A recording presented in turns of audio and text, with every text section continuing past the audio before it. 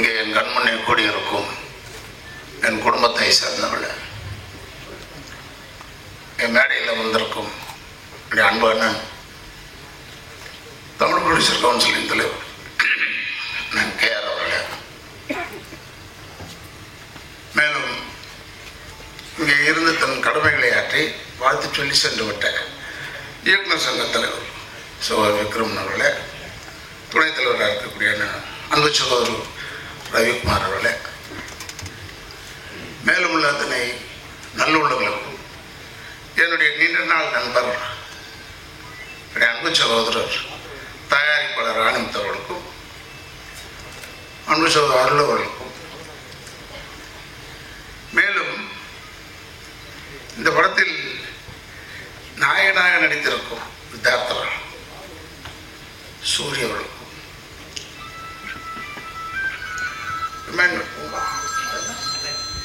அண்ணா அண்ணா சேர்ந்தது பேர வச்சத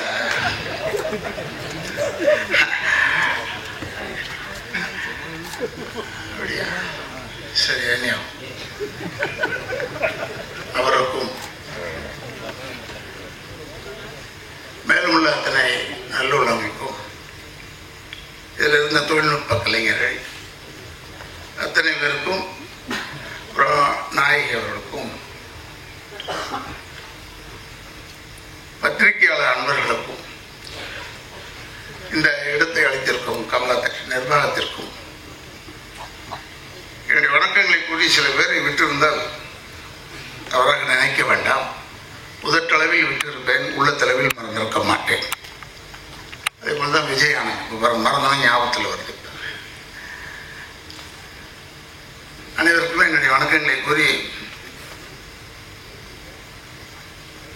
இதில் புது மியூசிக் டைரக்டர்னு சொன்னாங்க. அதை பற்றி உதாரணமாக சொன்னார் விஜய் ஆனந்த். ஊட்டியில் போய் மியூசிக் போடணும்னு சொன்னார். அப்புறமா ஊட்டியிலேருந்து பாண்டிச்சேரி வரணும்னு சொன்னார். அப்போ தான் நினச்சிக்கிட்டேன், ஏன்னா முன்னாள் முதலமைச்சர் கலைஞர் அவர்களிடம் கவியரசு கண்ணதாசன் அவர்கள் இந்த தடவை எலெக்ஷனில் நான் ஏதாவது தொகுதியில் நிற்கலான்னு பார்க்குறேன், அப்போ ஒரு சின்ன தொகுதியாக தேர்ந்தெடுன்னு சொன்னார் கலைஞர் அவர்கள். அப்புறம் அடுத்த நாள் வந்து கவியரசு கண்ணதாசன் அவர்கள் தேர்ந்தெடுத்திருக்க எந்த தொகுதின்னு கேட்டார். பாண்டிச்சேரி. அப்படி அங்கே நிற்க மாட்டியேன்னு சொன்னார்.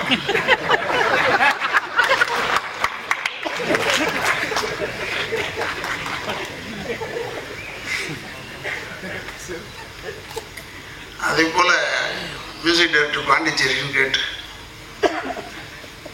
இந்த படத்தில் இப்போ ரிலீஸ் ஆகி இப்போ நிற்பார்னு ஏன் சொல்கிறோம்னா, பாண்டிச்சேரியில் நீங்கள் இல்லாதனால ஆஃபீஸ்லேயே வந்து மியூசிக் போட்டிங்க பாருங்க. அதனால் எல்லாரும் உங்களை பாராட்டிக்கிட்டே இருந்தாங்கல்ல, நான் அதற்காக பாராட்டலை. இருந்தாலும் இப்போ சொன்ன ஒன்று தான் ஏன் வந்து, ஏன்னா இந்த மனுஷனை இவ்வளோ பாராட்டுறாங்க நிற்கிறாருன்னா, பாண்டிச்சேரியில் நீ இசை போடலை, இந்த டியூன் போடலை, போட்டுருந்தா நின்று இருக்க முடியாது அப்படின்னு கலைஞர் சொன்ன ஞாபகம், தவறாக சொல்லலை. அதே மாதிரி எடிட்டரில் வந்து ரவிக்குமார் சார் ரொம்ப பரிச்சயமானவர். இப்போ கேமராமேனை பற்றி சொன்னாங்க, மூவேந்தர் அவரை பற்றி சொன்னாங்க. ஸ்டில் ஃபோட்டோகிராஃபராக இருந்தார். அப்புறமா அப்படியான இப்போ தான் கேமராவே ஸ்டில் ஃபோட்டோகிராஃபர் லெவலில் வந்துருச்சு.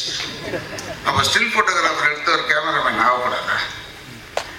இப்போல்லாம் இவ்வளோண்டு தான் நான் கேமரா. நானே ஒரு படம் அடிக்கும்போது இப்படி காமிச்சாங்க அந்த கேமராவை. நான் சொன்னேன், ஏன்டா இவ்வளோன்னு இருக்குது, ஏன் மூஞ்சி இவ்வளோ பெருசாக இருக்குது, வருமானு கேட்டேன். ஏன்னா எனக்கு தெரியல இந்த தொழில்நுட்பம்.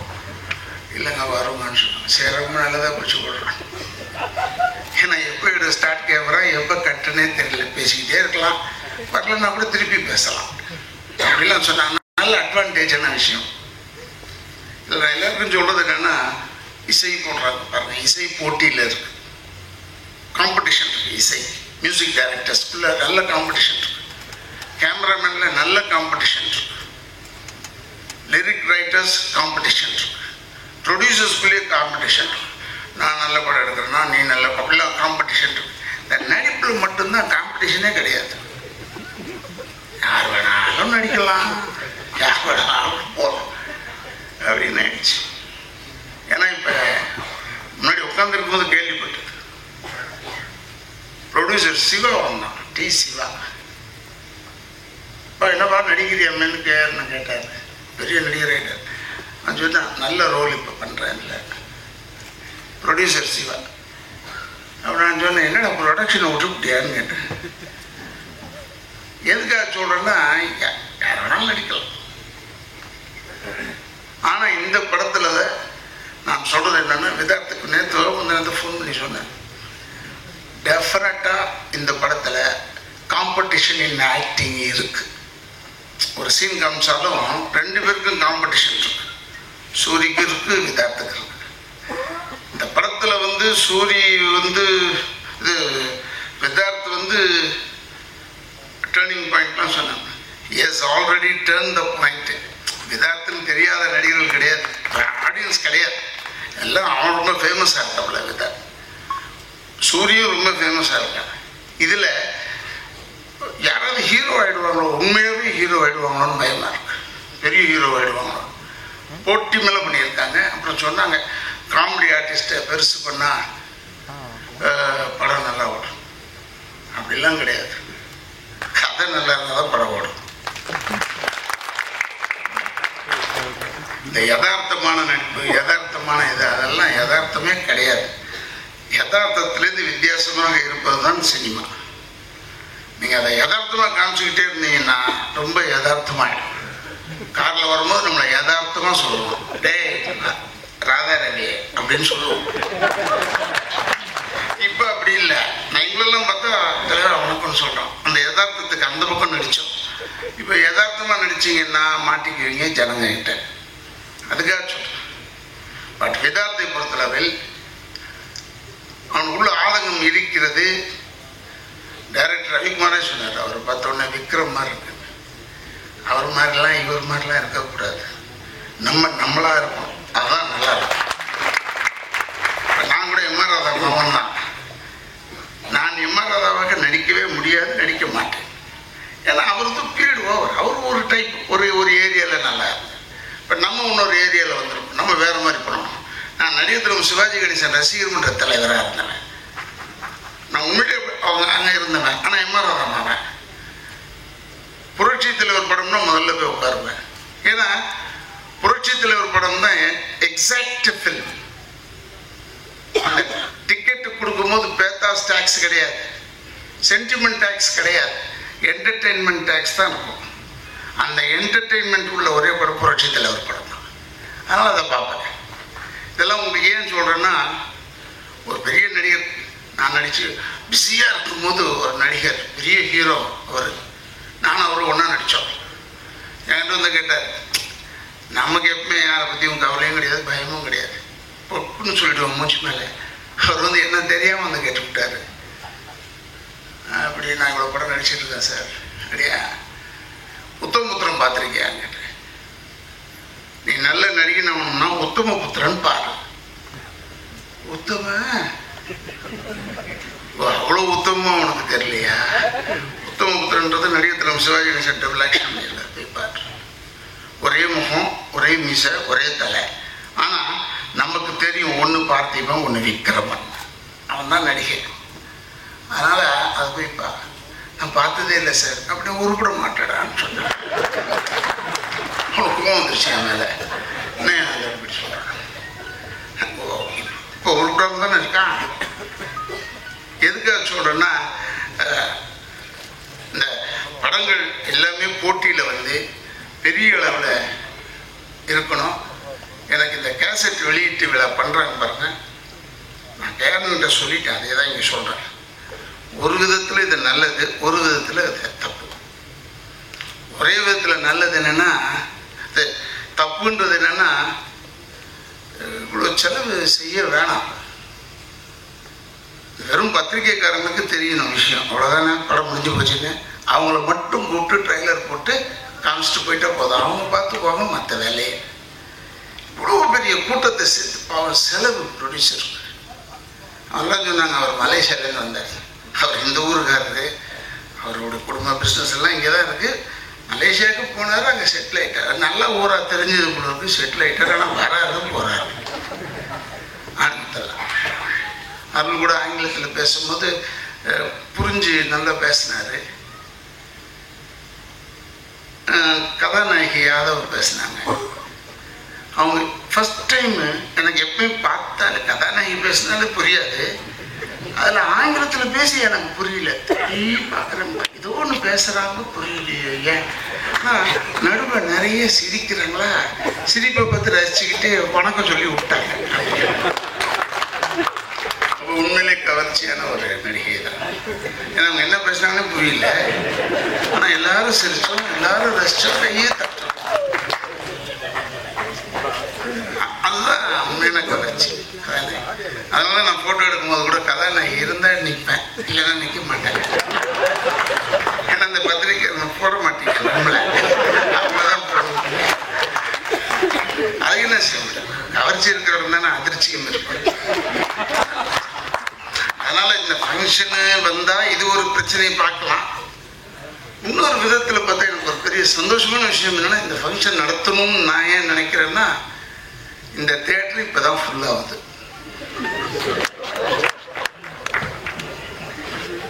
நான் வேண்டிக்கிட்டதெல்லாம் என்னன்னா, இதே மாதிரி இந்த படம் ஒரு 20 நாளாவது ஃபுல்லாகி போடனா நல்லா. இந்த மாதிரி இந்த தியேட்டர் தமிழ் தியேட்டர் ஓனரை கேளுங்க, ஏன் ஒரு ஷோ விட்டுட்டு உங்களுக்கு இப்போ இந்த ப்ரோக்ராம் விடுறாருன்னா, அது தியேட்டர் ஃபுல்லாக. ஏன்னா பின்னாடி தியேட்டர் சீட்டெல்லாம் கொஞ்சம் யூஸ் ஆகாமல் இருக்குது, அதெல்லாம் யூஸ் ஆகட்டும் விட்டுட்டு இருக்காரு. அதுக்காக நடத்தணும். ஆனால் நான் நிச்சயமாக நான் கூட திருப்பி படம் எடுக்கணும், படம் ஏதாவது பண்ணலாம் அப்படின்னு யோசிச்சுக்கிட்டு இருக்கேன். அதுக்கு நான் வெறும் பத்திரிக்காரங்க, நான் எப்பயும் மதிப்பேன் பத்திரிக்காரங்க. ஏன்னா நானும் இவ்வளோ தூரம் வந்ததுக்குன்னா ஒரு பெரிய காரணம் பத்திரிக்காரங்க தானே. அவங்க என்னை பற்றி திட்டியோ திட்டாமோ எழுதலைன்னா நான் இருக்கிறதே தெரியாது. அதனால் பத்திரிக்காரங்க தேவை. பாட்டெலாம் போட்டாங்க, இதெல்லாம் போட்டாங்க, இன்னும் கொஞ்சம் சீன் போட்டிருந்தா. பிரமான விஷயம் என்னென்னா, ராஜ்குமார் நான் அவனை பாராட்டி இருக்கவே மாட்டேன். ஏன்னா அவன் நல்ல டைரக்டர்கிட்டே இருந்து வந்தவன். விக்ரமனு ரவிக்குமார்கிட்டேருந்து வந்தவன். அவன் நல்லா எடுக்கலன்னா தான் தப்பு. ஆனால் என்னென்னா காமெடி சென்ஸ் உள்ள பண்ணுறது. வடிவேல் ஒரு சேரில், ஒத்த சேரில் நண்பர்களாக பார்த்து ஒரு படத்தில் காமெடி பண்ணியிருப்பாங்க. கார் மேயத்தில் ஒத்த சேரு, நல்ல நண்பர்கள், ரொம்ப நாள் கழிச்சு பார்த்து கூட எப்படா இருக்க உட்காரு சண்டை ஆகிடும். நண்பர்கள் புரிஞ்சிருவாங்க. அற்புதமான விஷயமா பண்ணுவாங்க. ராஜ்குமார் நல்லவன், ஒரு பக்கம் கெட்டவன். எனக்கு அவனை ஆகாது. உண்மையில நான் அவனை எப்பயுமே பாராட்டி பேசவே மாட்டேன். ஏன்னா இவன் என்னை அசிங்கப்படுத்தணுன்றதுக்காக. நான் எம்எல்ஏ ஹாஸ்டலில் இருந்த ஒன்று இருக்கும். நான் எம்எல்ஏ இருக்கும்போது 3 வருஷம் உனக்கு இடம் கொடுத்தேன். சும்மா இருந்துக்க போடாது, மெட்ராஸில் தங்கிறதுக்கு இடம் இல்லை, போடு. சினிமாக்காரனுக்கு எவன் இடம் கொடுக்குறான், நீ போய் தங்க. நீ ஏன்னா அங்கே வாடகை கிடையாது. இவன்கிட்ட வாடகை கிட்ட கிடைக்குமா? அதை விட்டேன். ஆனால் என்ன செஞ்சான், நன்றி எடுத்தேன்னா கார் மேகத்தில் மனோரமாவுக்கு நான் புருஷன். மனோரமாவுக்கு புருஷனாக்குனால எனக்கு சந்தோஷம். ஏன்னா ஒரு பெரிய ஸ்ட்ராங் பட் அந்த லெஜெண்ட் அவங்களுக்கு கணவராக நான் நடிச்சதுல சந்தோஷம். மம்முட்டிக்கு போய் அப்பாவை போட்டாங்க. மம்முட்டி எப்படா ஏன்டா மம்முட்டிக்கு போய் நான் அப்பாவா? இல்லைண்ணே, நான் அதுக்காக வித்தியாசமா எல்லாம் பண்ணிக்கின்னு ஏகப்பட்டதை பண்ண ஆரம்பிச்சேன். ஏன்னா மம்முட்டிக்கு அப்பா, மம்முட்டியே அப்பாடா. அப்புறம் நான் பிடிக்காது. என்னன்னா 50வது படம் விஜய் படத்தை போட்டு நடிக்க வச்சாங்க. அதில் பார்த்தா ஒரு நாள் வேஷம். என் மேலே ஏதோ ஒரு கோபம் இருக்கும். நல்ல ரூமை தான் கொடுத்தாங்க எனக்கு. 3 பெட்ரூம் உள்ள ஒரு எம்எல்ஏ ஃப்ரீயாக இந்த மாதிரியானது தான். நன்றி இல்லாதவங்க தான் சினிமாவில் இருக்கான்னு என் ஐயா சொல்றது கரெக்டாக போச்சு. இருந்தாலும் அது அற்புதமான இந்த படம் வெற்றி அடையணும், ஓடணும்னு எல்லாரும் வேண்டிக்கிறோம். அது மாதிரி நானும் என்னுடைய தந்தையாரையுமே என் தாய் தனலட்சுமி நான் வேண்டிக்கிட்டு இது நல்ல பெரிய அளவில் ஓடணும். ஏன்னா வித்தார்த்தெல்லாம் நான் அட்வைஸ் ஒன்றே ஒன்று பண்ணுவேன், சம்பளம் கிடுகிடுன்னு ஏற்றாதேன்னு. கிடுகிடுன்னு ஏற்று. ஏன்னா இப்போல்லாம் சொல்ல முடியாது, எப்போ கூப்பிடுவாங்க எப்போ விட்டுருவான்னு தெரியவே தெரியாது. நாங்கள் எங்கள் காலம்லாம் நான்லாம் இப்போ 40வது வருஷத்தில் வச்சுருக்கேன் கால் சினிமாவில். அந்த மாதிரி 40 வருஷம்லாம் வந்து இப்போ கொஞ்சம் சிரமம். இப்போ என்னோட கமல்லாம் பார்த்தா 50-55 வருஷத்துக்கு மேலே போயிடுவாங்க கமலுக்கு. நான் அந்த 55க்கே போட்டி போட்டுக்கிட்டு இருக்கேன். என்ன ஒன்று தெரிஞ்சுக்கங்க, very big race. Cinema is a very big race. அதில் ஸ்க்ரீனுக்கு முன்னாடி வர நீங்களாம் நடிகர்லாம் சொல்கிறேன், நீ ஓடும் போது எப்பயுமே பாரு பெரிய ரேஸில் ஓடிக்கிட்டே இருக்கிறது திரும்பி பார்ப்போம், பின்னாடி இருக்கிறவங்க எவ்வளோ தூரம் இருப்பாங்க. நீங்களாம் யாரும் பார்க்கறது இல்லை, தயவுசெய்து பாருங்கள், திரும்பி உங்கள் பின்னாடி யார் இருக்கான்னு பாருங்கள். அதை ஏற்ற மாதிரி பண்ணிக்கிட்டே போ. ஏன்னா ஒரு நபரை யோசித்து இவர் மாதிரி இனிமேல் கிடையாது, சினிமாவே கிடையாதுன்னு சொன்ன காலங்கள்லாம் இருந்தது. இப்பெல்லாம் அப்படிலாம் இல்லை. அடுத்தால் ரெடி, இப்படியே ரெடி வந்துக்கிட்டே இருக்கேன். இன்னும் உங்கள் பேரெல்லாம் தெரிஞ்சுக்க எனக்கு வந்து ஒரு 2 வருஷம் ஆகும். உங்கள் முகம் தெரியறதுக்கு இன்னும் 3 வருஷம் ஆகும் எனக்கு. நான் நடிகர் சங்க செயலாளர். எதுக்காக சொல்கிறேன்னா வந்துக்கிட்டே இருக்கு. அதில் இந்த வித்தார்த்துக்கு என்னென்னா, அவன் முகத்தில் ஏதோ ஒரு வெற்றி எங்கேயோ இருக்குது, எனக்கு தெரியல, என்னன்னு சொல்ல தெரியல, அவ்வளோதான். இல்லை இந்த ஹீரோ நடித்தான் இதுக்காக நான் சொல்ல மாட்டேன், முதலேருந்தே சொல்லிகிட்டு இருக்கேன். வித்தார்த்துக்கு அற்புதமான ஒரு, நீ ரொம்ப இன்வால்வ் ஆகி ஒரு 10 மாதத்துக்கு அங்கேயும் நடிக்க மாட்டேன் அப்படியே நான் இருப்பேன்னா சொல்லாத, வர வர நடிச்சுக்கிட்டே இரு. ஏன்னா ஏதாவது ஒரு படத்தில் நீ நடிச்சிருப்ப, அதுக்காக சொல்கிறேன்.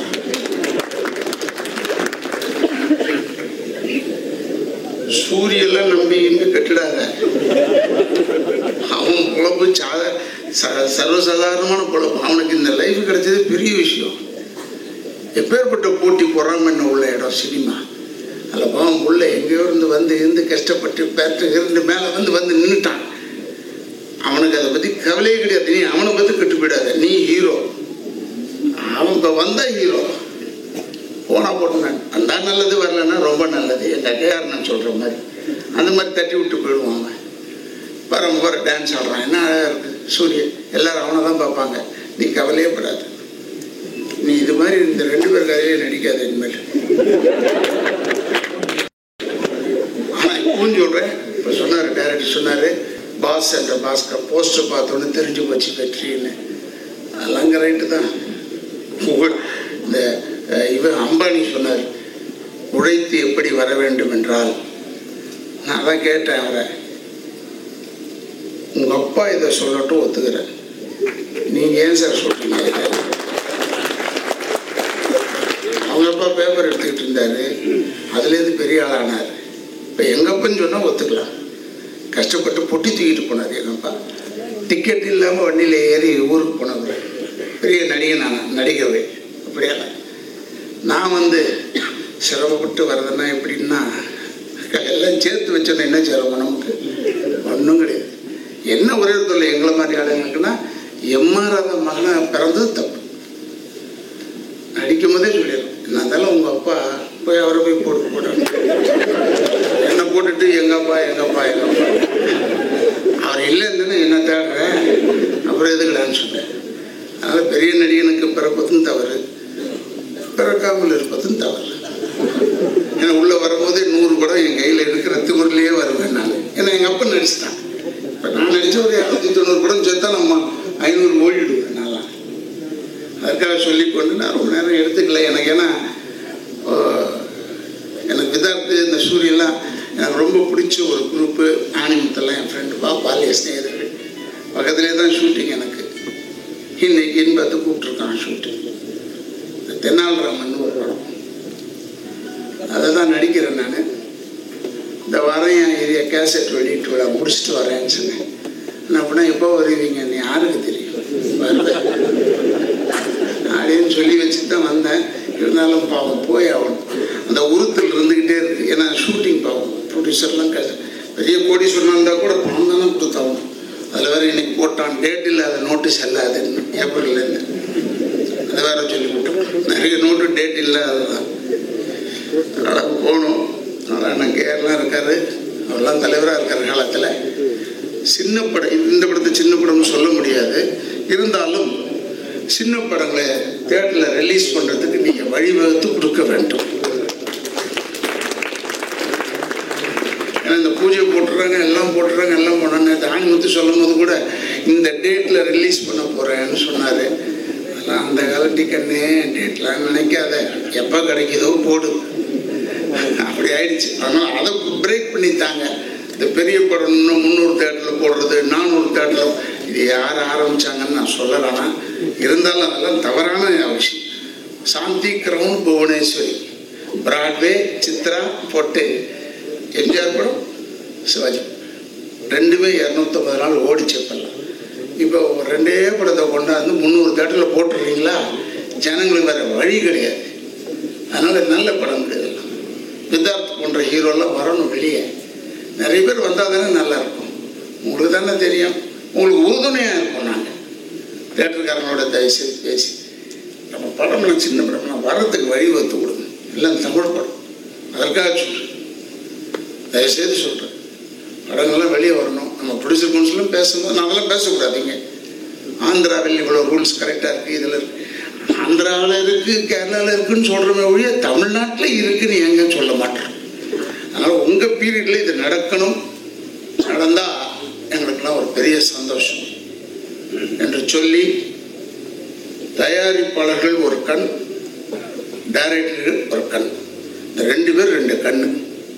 நமக்கு உங்களுக்குலாம் சொல்கிற நடிகர்களுக்கெல்லாம் நம்ம 2 பேர் 2 கண். ஏன்னா கண்ணுடைய தன்மை நேற்று ஆணிமுத்துக்கு சொன்னேன். கண்ணுடைய தன்மை ஒரே நேரத்தில் தான் பார்க்கும். 2 கண்ணும் ஒரே இடத்த. அழுதா கூட ஒரே நேரத்தில் தான் அழும். தூங்கினா கூட 2மே ஒரே நேரத்தில் தான் தூங்கும். ஒரு கண்ணை மூடிட்டு ஒரு கண்ணை திறக்க முடியாது, தூங்க முடியாது. ஆனால் பெரிய விஷயம் என்னன்னா 2 கண்ணும் ஒன்று பார்த்துக்காது. அது மாதிரி தான் ப்ரொடியூசரும் டைரக்டரும் இருக்கிறாங்க. அதனால் அவர்களுக்கு என்றென்றும் நாம் மரியாதையை கொடுத்து, தயாரிப்பாளர் ஆணிமுத்து சிறுவராக இருந்தாலும் சரி, தயாரிப்பாளர் அவருடைய கனவு, பல கம்பெனி ஆரம்பிச்சிட்டேன், எனக்கு கனவு நீண்ட நாள் கனவுன்னு சொன்னார். தப்பான கனவு கண்டுக்கிட்டு நீண்ட நாள் கனவு நம்ம என்ன செய்ய முடியும்? சினிமா எடுக்கணும் போய் எவனா கனவு காணும். இதுவே கனவு உலகம். இந்த கனவு உலகத்தை கனவு கண்டிருக்கிறார் ஆணிமுத்து. இருந்தால் கூட நான் பேசும்போது நல்ல கொள்கையோடு இருக்கிறார் ஆணிமுத்துக்கு தெரியும். அதனால் அத்தனை பேருக்குமே என்னுடைய இதை சொல்லி, எங்களுக்கெல்லாம் பேர் ஆதரவாக இருந்த என்னுடைய அன்பு சகோதரர் டிஎம் தாயப்பராஜா குடும்பத்தில் இதெல்லாம் வந்திருக்காங்க. அவங்களாம் என்னுடைய வணக்கங்களை கூறி